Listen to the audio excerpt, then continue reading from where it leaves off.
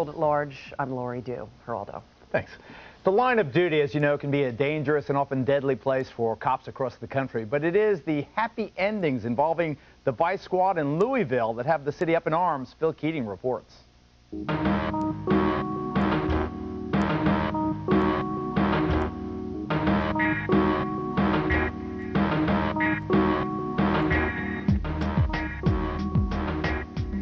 This is downtown Louisville, Kentucky, a self-proclaimed all-American city.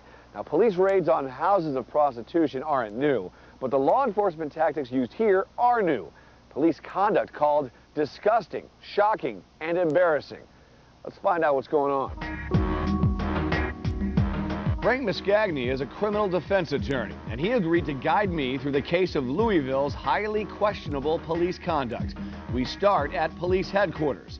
The subject, massage parlor prostitution. Was it a major problem in Louisville? No, sir. Never has been a major problem in Louisville. But it remains Kentucky's largest organized crime investigation in history. It reportedly took 8 years, 500 officers, and $1 million from the Treasury. And it all fell apart after undercover vice cops got naked, got sex from the prostitutes, and got caught. In this case, the cops used some somewhat unusual tactics. What exactly were they? They engaged in, had the masseuse engage in masturbation, oral sex, and in some occasions sexual intercourse. So what's the difference between a cop John and a regular John? Or is there? Under the law, there is no difference. A John that paid for sex would be the equivalent of a human being that has a badge paying for sex. The policeman, in fact, has committed a crime. Mascagni was hired by a masseuse, a parlor worker, and a building owner.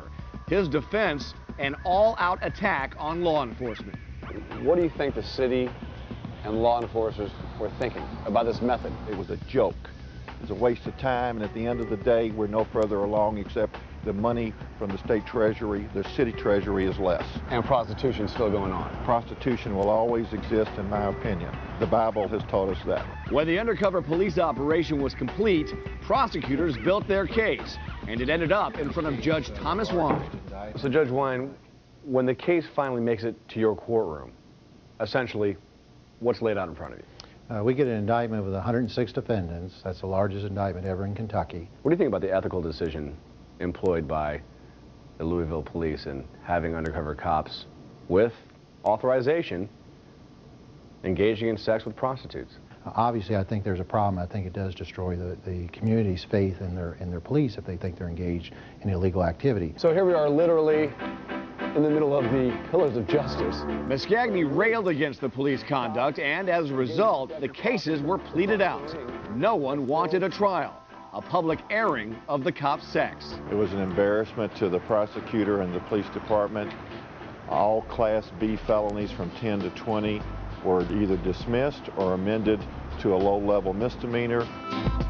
As a lawyer and as a taxpayer, I'm offended that my policemen are doing this rather than investigating serious crimes. So let's summarize. Louisville cops paid money to hookers for sex in order to prosecute felony offenses and rid the city of massage parlor prostitution. And in the end, the taxpayers were the only ones who did not get a happy ending.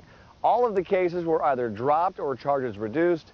Nobody went to jail, and massage parlors still dot the landscape. About the only great achievement for the city, its cops gave new meaning to being caught with your pants down. In Louisville, reporting for At Large, I'm Phil Keating. Geraldo. Well said. Thanks, Phil. Stand by, everybody. Back in a flash.